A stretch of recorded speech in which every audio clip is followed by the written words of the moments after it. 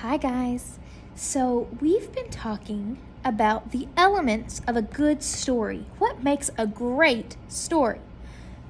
Setting, right? Where the story takes place. The characters, the big problem. It needs a really big problem. And they need to solve the problem, right? So we're going to read this book, and then you're going to answer all of those things for this book, okay? This book is called Apple Batter. Hey, we know that word, A-P-P-L-E. Good job. Here we go. I'm wondering who this boy is.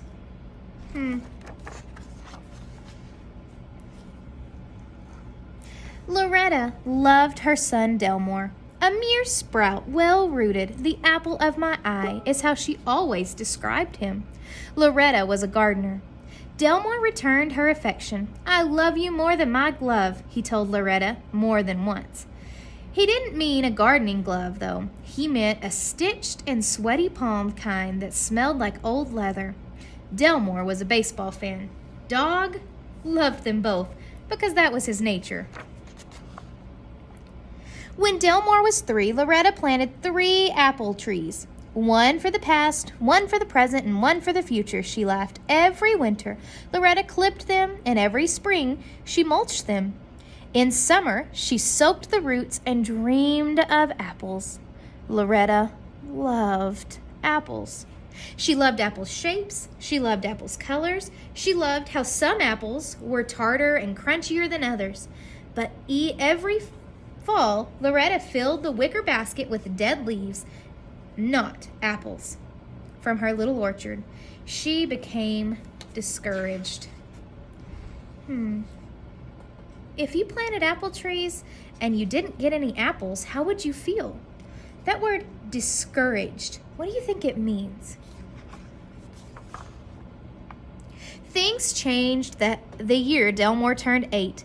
He pulled his wrinkled baseball shorts out of his drawer well ahead of baseball season. Loretta wheeled her wheelbarrow out from under the eaves long before growing season, and Dog shed his fur because that was his nature.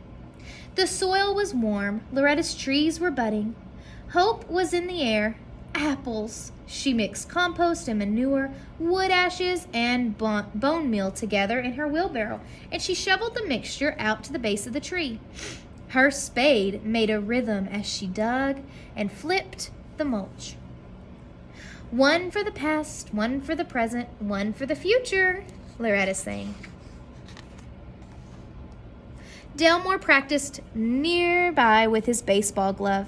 He tossed a fly ball straight up and pounced to where it dropped neatly into his mitt.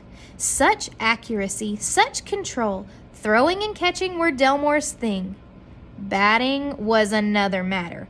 Batting was Delmore's stumbling block. Batting drove him batty. He felt himself useful with the glove and useless with the bat. He practiced games with the pee-wee pitchforks. Were not going well. He couldn't whack the ball, hit a tater, smash the apple. When Delmore went up to bat, it was a toss-up. Would the ball fly sideways, upwards, backwards? Would it knock it to the first base coach off his feet? No one knew for sure. So everyone ducked just to be safe. Delmore had hit a lot of things, but never a fair ball. What does that mean? It said that would the ball fly sideways, upwards? No one knew, but everyone ducked just to be safe. What happens when he hit the ball? Didn't go to the right place, did it?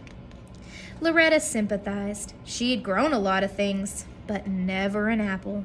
Dog sympathized too, because that was his nature. Spring arrived and nudged the budding trees into bloom. Each bud bore 5 scented blossoms and hummed with activity of the bees. Loretta did a little last-minute pruning. One for the past, one for the future, one for the past, one for the present, and one for the future, snipped her shears. Look at the apple blossom. At the far corner of the yard, Delmore pounded at the plumbing pipe upright.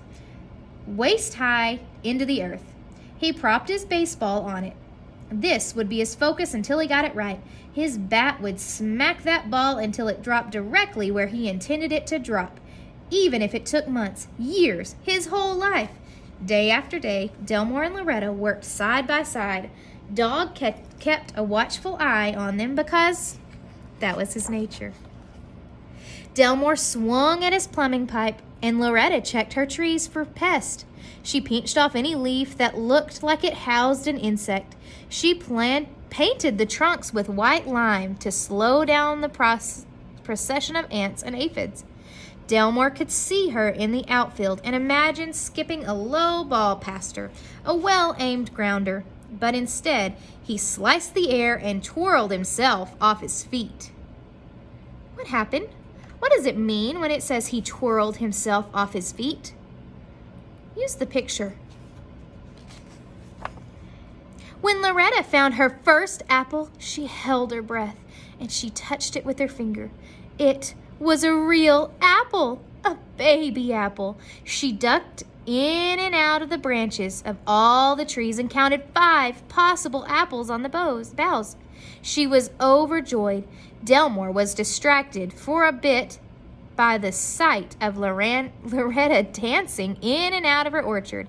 Dog wagged his tail because that was his nature. Then Delmore placed his baseball on the plumbing pipe and lunged towards it with his bat. He clipped the ball up past his own head, over his shoulder, and into the brambles behind him. He imagined his team members ducking out of the sidelines. Oh, for a fair forward ball. The weather changed. It became as dark as Delmore's mood. His last game had left him frustrated. He had been up at bat 3 with teammates on base waiting for him for a good hit to bring them home. Instead, he'd struck out. Again.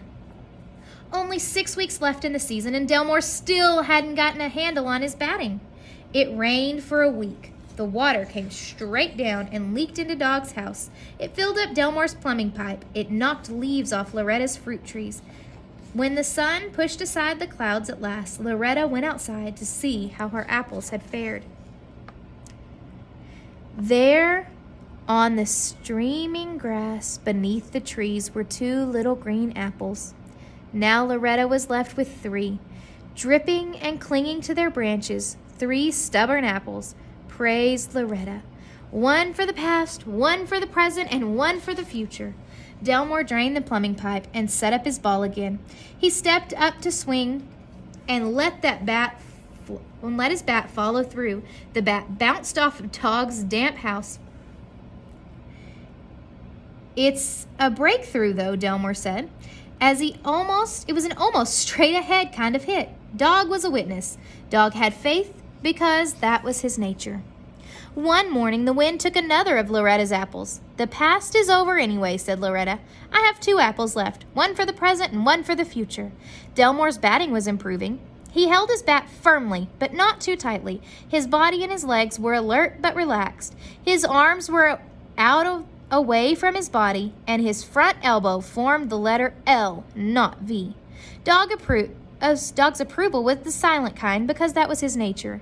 But when Delmore mastered the straight-ahead fly ball, Dog woofed with pleasure and sprang into action. He played the outfield.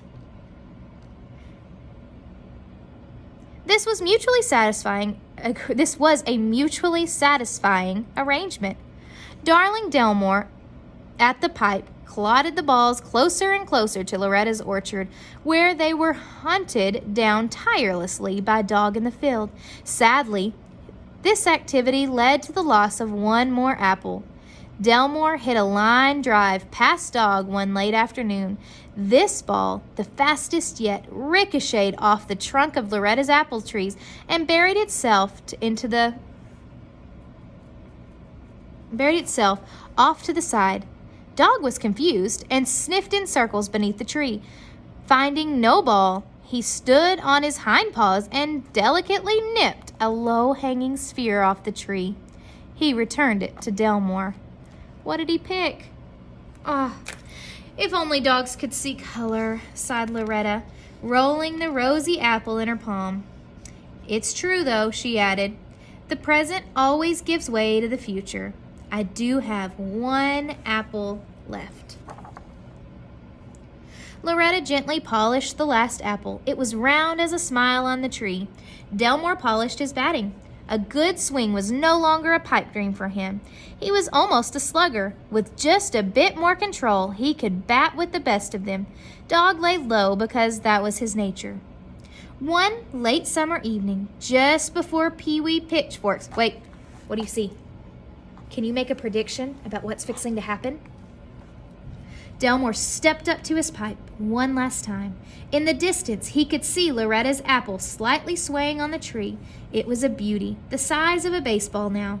Delmore shifted his weight back onto his back leg and focused on the pale ball atop the pipe.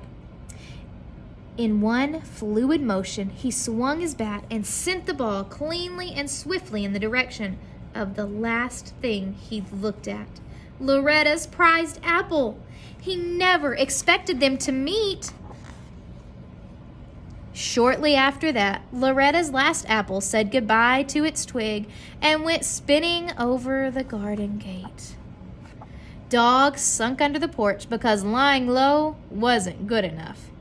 When Delmore showed Loretta the bare spot on the tree, he could tell she was upset. For a few moments, it looked like she would cry. Then, to his amusement, she started to chuckle. "What accuracy, Delmore," she laughed. "One apple for the future, and you hit it squarely and fairly off the tree." That night, Loretta made apple crumble. Even Dog had a bite. It was so tasty, Delmore had 3 helpings. One for the past, one for the present, and one for the future, he told his mom. His ball gear set ready by the door. The Pee-wee Pitchforks' final game was a good one.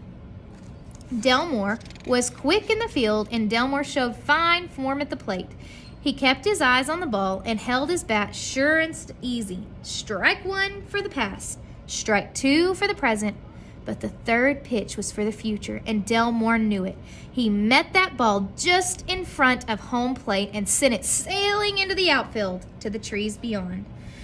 The following fall, Loretta harvested a dozen apples, 1 for each month of the year. I love this book for a couple of reasons. The first one was at the beginning, Delmore was not good at hitting the ball. But what did he do? He practiced. Sometimes we're not good at things. Sometimes we can be not great at spelling or writing or reading or even math.